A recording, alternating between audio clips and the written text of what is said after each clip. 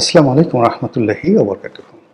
সম্মানিত দর্শক, ইরান এবং আমেরিকার যুদ্ধের একেবারে হালনাগাদ কতগুলো খবর বলে নেই। আজকের এই দিনে আমি যখন এই ভিডিওটি করছি, শুক্রবার দিন।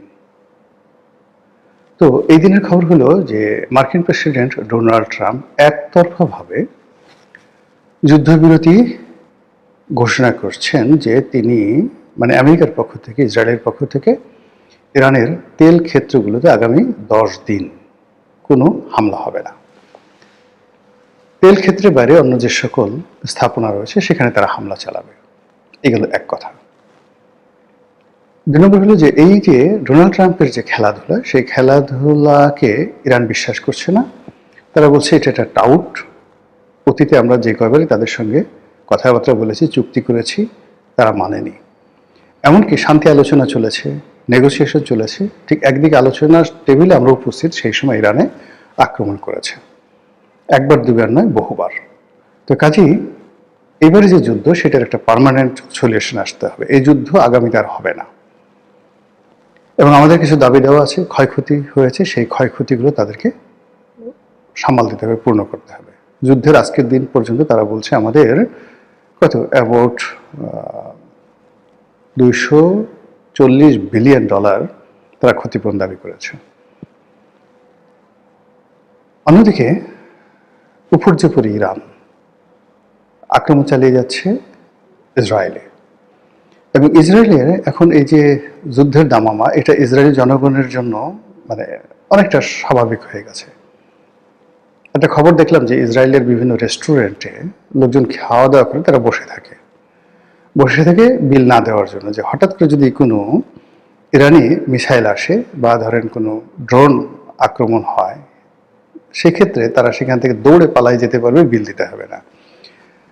এটা একটা ফটো কার্ড আসছে, এবং বিশ্বের বড় বড় গণমাধ্যমগুলো এটা প্রকাশ করেছে।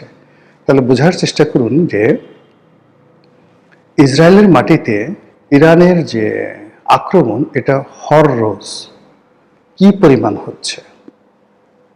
বড় বড় শহরগুলোতে ডেইলি যদি এভাবে শত শত আক্রমণ না হয়, তাহলে সাধারণত এই যে রেস্টুরেন্টে বসে মাগনা খাওয়ার যে অভিলাষ, এই ধরনের মনোবৃত্তি তৈরি হয় না। তারা বোঝার চেষ্টা করেন যে ইরান কি পরিমাণ আক্রমণ সেখানে চালাচ্ছে। অন্যদিকে মিস্টার ডোনাল্ড ট্রাম্প, সে রীতিমতো পাগল হয়ে গেছে। একবার বলছে যে ইরানের যারা লোকজন, তারা তাকে সর্বোচ্চ ধর্মীয় নেতা হিসেবে নিয়োগ দিতে চাচ্ছিল, আমি না করে দিয়েছি। আবার বলছে যে এতদিনের মধ্যে ইরান আত্মসমর্পণ করবে, এটা তাদের শেষ সুযোগ, আদারওয়াইজ ইরান শেষ করে দেওয়া হবে। আবার একটু পরে বলছে যে ইরান এটা বোগাস, তারা যে তাদের কিচ্ছু নাই, আমরা সব কিছু শেষ করে দিয়েছি। আবার তারপরে বলছে যে তারা এত দক্ষতার সাথে যুদ্ধ করছে, যেটা লাউজি যুদ্ধ করছে। তারপর যে কথাগুলো বলছে যে ইরান আমাদের সাথে যে আলোচনা করবে, তাদের কোনো লোকই নেই, তারা ভয় পাচ্ছে যে যদি প্রকাশ্যে আসে তাহলে আমরা তাদেরকে মেরে ফেলব। তারপর সে বলছে যে আমরা যুদ্ধবিরতি করব না, ইরানকেই এগিয়ে এসে আমাদের কাছে হাতে পায়ে ধরে আমাদেরকে রাজি করাতে হবে। এখন এই কথাগুলো সবই কিন্তু আন্তর্জাতিক গণমাধ্যমে আসছে, এবং সেই গণমাধ্যম যেন তেন গণমাধ্যম নয়। এটা হলো যে আমেরিকা এবং ইউরোপের বড় বড় পত্রিকা, new York Times, Sunday Times, London Times, the guardian, এই সমস্ত পত্রপত্রিকা। ফলে আপনি বোঝার চেষ্টা করুন যে আমেরিকার যে জনমত এই মুহূর্তে কোথায় আছে, এবং ডোনাল্ড ট্রাম্পকে নিয়ে তারা চিন্তিত যে এই লোকটা হয়তো মারা যাবে, বা যে কোনো সময় হার্ট ফেল করবে, হার্ট অ্যাটাক করবে। তারও তো বয়স প্রায় 80 বছরের কাছাকাছি, এলোমেলো হয়ে গেছে সব কিছু। অন্যদিকে ইরানের যে তেহরান টাইমস, তারা একটা নির্ধারণ, একটা যাকে বলা হয় কার্টুন এঁকেছে, এবং সেখানে একটা হেডলাইন দিয়েছে। হেডলাইনটির অর্থ হলো বনের যে শুয়োরগুলো রয়েছে, দাতাল শুয়োর রয়েছে, তো হঠাৎ যদি আপনি দেখেন যে এই শুয়োরগুলো আকাশে উঠতেছে, পিক আকাশে উঠতেছে, ওটা যেদিন দেখবেন সেদিন হয়তো ইরানের সাথে আমাদের একটা মানে আমেরিকার সাথে আমাদের একটা সমঝোতা হলেও হতে পারে। বুঝতে পারেন যে ইরান যুদ্ধ চালিয়ে যাওয়ার ব্যাপারে কতটা দৃঢ় প্রতিজ্ঞ। এই গেল এক। অন্যদিকে এই যে যুদ্ধ বলেছি, এটার সাথে একটা সারা দুনিয়াতে একটা যাকে বলা হয় মাফিয়া চক্র আছে, যারা অস্ত্র ব্যবসা করেন, আন্ডারওয়ার্ল্ডের মাদক ব্যবসা করেন, এবং এই সময়টাতে যারা আমেরিকাতে মাদক সরবরাহ করেন, তারা এই সময়টা থেকে যাকে বলা যেহেতু সমস্ত আইন শৃঙ্খলা রক্ষাকারী বাহিনীর মনোযোগ যুদ্ধের দিকে, আর এই সুযোগে তারা আমেরিকাতে ট্রিলিয়ন ট্রিলিয়ন ডলারের মাদক ঢুকিয়ে দিচ্ছে। সমাজ শেষ। এই সময়টাতে যারা বিভিন্ন আর্মস সাপ্লাই করে, আমাদের বাংলাদেশে ধরেন সেনাবাহিনীতে, পুলিশ বাহিনীতে যারা অস্ত্র সাপ্লাই দেয়, আপনি কি তাদের নাম জানেন? নাম জানেন না, আমিও জানি না, কিন্তু কেউ না কেউ তো সাপ্লাই দেয়। কল্পনা করতে পারেন যে গোপনে ট্যাঙ্ক, অস্ত্র, গোলা বারুদ কি পরিমাণ প্রতি বছর বাংলাদেশে আমদানি করা হয়, এবং এর থেকে কি পরিমাণ কমিশন যারা নেয়, তাদের নেটওয়ার্ক কোন পর্যায়ে, এবং তারা কারা। যে স্বাধীনতার পরে এখনো পর্যন্ত বাংলাদেশে একজন আপনি পাবেন না যে বাংলাদেশে তারা এই সেনাবাহিনীকে অস্ত্র সাপ্লাই দিয়ে এই বাড়ি গাড়ি শিল্প কলকারখানা করেছে। It's a underworld. সিমিলারলি এই যুদ্ধের ময়দানে যে অস্ত্র ব্যবসা হয়, পৃথিবীর যে সকল দেশ অস্ত্র উৎপন্ন করে, যেমন ধরুন মার্কিন F-16 বিমান বা F-35 বিমান, কিংবা ধরুন তাদের যে সকল পরমাণু প্রযুক্তি রয়েছে, জাহাজ শিল্প রয়েছে, এমনকি তাদের যে বোয়িং কোম্পানিগুলো রয়েছে, এর 90% কাঁচামাল সামগ্রী এটা তো একটা সাপ্লায়ার আছে, কখনো দেশের ভিতরে, কখনো দেশের বাইরে।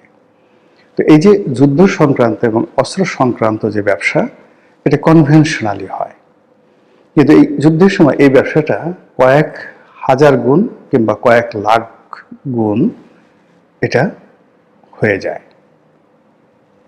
ফলে কি হলো, যারা এই ব্যবসা চালাচ্ছে তারা তো লালে লাল।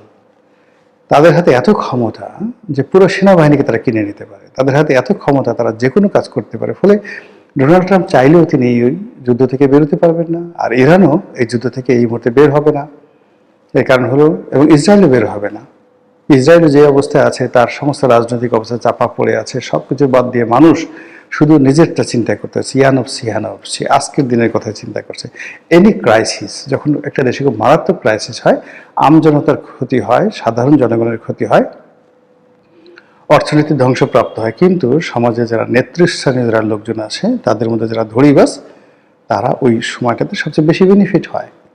সেম কাজ ইরানে হচ্ছে, ইসরায়েলে হচ্ছে, আমেরিকাতে হচ্ছে, এবং ইসরায়েল, আমেরিকা এবং ইরানের সাথে যারা সম্পৃক্ত বিভিন্ন দেশ, ব্যক্তি, প্রতিষ্ঠান, তারা এই সময়টাতে এই যুদ্ধকে কেন্দ্র করে যে বাণিজ্য, এই বাণিজ্যতে যে অর্থ তারা উপার্জন করেছে, সেই অর্থের মূল্যমান কত কল্পনাই করতে পারবেন না। এটা যুদ্ধের পরে বোঝা যাবে। তো কাজেই ইরান এবং আমেরিকার যুদ্ধ সহজে থামছে না। থামার কতগুলো লক্ষণ আছে। প্রথম লক্ষণ হলো যে একটি পক্ষ সম্পূর্ণরূপে পরাজিত হবে, আমেরিকা অথবা ইরান সম্পূর্ণরূপে পরাজিত হবে, যুদ্ধ থেমে যাবে। কিন্তু সেক্ষেত্রে আবার নতুন করে যুদ্ধ শুরু হবে অন্য সেক্টরে। যেমন আমেরিকা যদি জিতে যায়, তাহলে সে প্রতিশোধ নেবে। এমনকি বাংলাদেশে দেখবেন যে তাদের দাপট, সেন্ট মার্টিন সে 1 মিনিটের মধ্যে দখল করে নিয়ে যাবে, কোনো রকম লাজ লজ্জা থাকবে না।